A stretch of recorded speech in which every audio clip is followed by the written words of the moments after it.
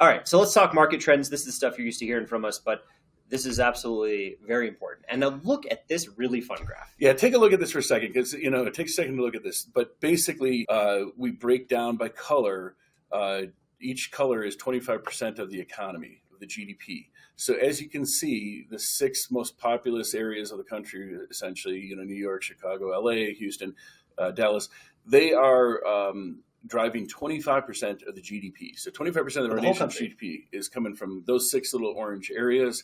And then those, yellow spots you see are 25% of the GDP there. So between the two, the yellow and the orange, that's 50% of all the gross domestic product that this country produces in those small areas. Luckily, in Denver Metro, we are one of them. So that's very exciting to see, at least, lots coming out of the area. But here's the real issue, is the rest of the 50%, right? Mm-hmm. I mean, talk about where we're seeing changes in real estate value, why we say there's a housing shortage in some areas, because clearly GDP is created where people are located, right? So a lot of this is tied to where population centers are. And you can see as people kind of flooded away from, the Midwest and other places, we're just in a very unique environment where there's a lot of change happening across the country. Yeah, it's a bifurcated market, tale of two cities. There's certainly... much of the West has nothing. Yeah. Yeah, it's brutal. But very important part of the country, it just is not largely due to its GDP. Its population too, yeah.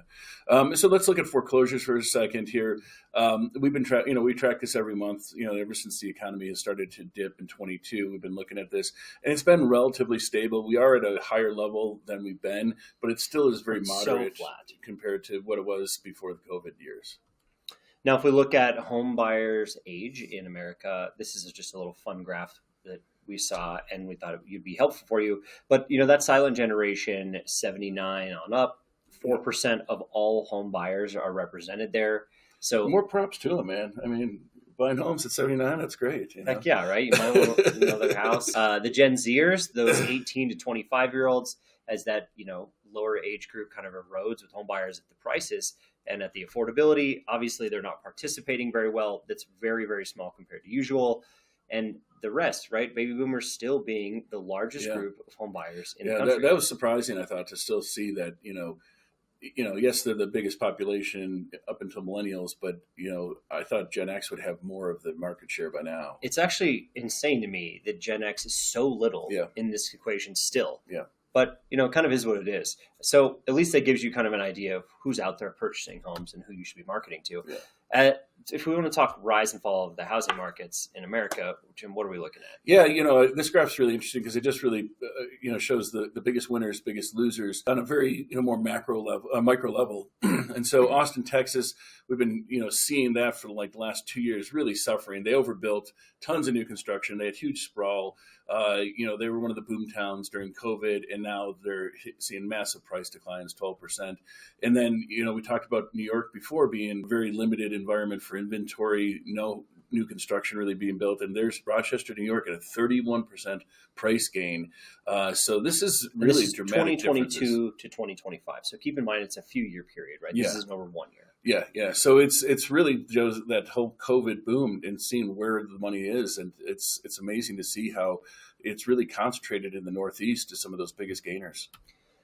Okay, lastly, let's talk about where people's interest rates currently are and why we have this, very difficult buyer population that's not coming back to market. So people out there who actually own a home, it looks like about 52% of them have an interest rate below 4%, right? Over half of the pie. And then the next group, 4 to 5% interest rate is 18%. So cumulatively, we're talking 70% of the entire population who owns a house is under 5% interest rate. This is why it's so difficult to get them to move at 6.3% or whatever the average is. Yeah, we've got a 30% pie that we're fighting for in the real estate business, essentially, because most of those others are locked in for good reason. Okay, what about this one, Jim? So this is something new that Inman News, real estate-focused news organization, has been doing, and they've been tracking what they view as the housing shortage in the country. So they define basically if you have 2 new jobs, that should equal 1 new housing permit being filed with the state the county, and that is then sufficient supply. So the Denver metro area, as you can see, is all blue. It's not until you get to El Paso where they seem to have a shortage. So we're on par with the amount of jobs writing. Colorado as a whole is known to have about 100,000 less homes than they should. But right now, for the pace of new construction, building, and adding new jobs, we're basically in a good stasis. And as much as we've been talking about the Northeast, you can really see why that housing shortage is such a reality there, being easily the hardest part of the country with the highest housing shortage. So naturally, that's why prices would still be rising. Now, let's talk a little bit about new construction, because this graph goes all the way back to 2002. You can see really at the peak of the chart there in 2006, 7, 8, when we were in single family homes being built in droves, and then obviously maybe not enough buyers for them. Then we go through this huge housing shortage, and then all the way back today where we're nearly building homes at the rate we were then. Well, the problem is there's too many for sale. There's too many for sale right now. We're at, new construction is overbuilt, and it's sitting on the market for a long period of time now, and they're having to price drop, which they never used to do, right? So that's what you can see. Price drops. I mean, builders will throw incentives at you all day if they need to gin the sales. They'll give you extra credits at the design center to add nicer cabinets to your kitchen, but they really don't like to do price drops. And to see that this is what's been happening is indicative of the concern that the builders have on the national level as to what the ebb and demand has caused. Yeah, and largely Lennar being, one of the largest builders in the country here, you can kind of see what they experienced during this time. And it's pretty impressive to see that, they went up 25% in value from 2019 to 2022. And then we've come down more so than we were even in 2019 prior to the pandemic. So we're actually selling Lennar homes now for less than they were before the COVID. Yeah. So, and that's a tough one. Yeah. I mean, this is on a nationwide basis, of course. We're still, Colorado, it's still up, and whatnot. But, for the second largest builder in the country, I think is what they are, to now be treading backwards as to what their prices are they're selling for from the COVID years. It's remarkable. It's a remarkable shift. It really is. All right. So showing traffic, let's give you a little bit of dose of optimism here, I think, because after all those slides, you probably need it.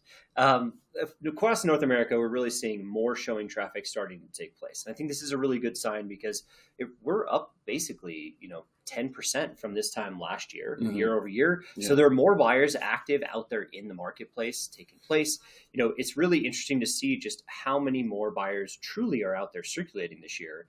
Even though it's a slow growth, it is actual growth. There's been a lot of signs that recovery is fully in effect. It's just that it's a very anemic recovery, So the best deals you can get are probably now, and they're starting to probably see, more competition, more price increases over the next, 12, 24 months. Yeah, absolutely. All right. Well, thanks for joining us today for our National Market Update. I'm Anthony Meisner of Plan Title. You can always reach me at 303-968-9868 or ameisner@ltgc.com. I'm Jim Marion, realtor here at Coldwell Banker. Give me a call at 303-548-0243 or shoot me an email at jim@liveherecolorado.com.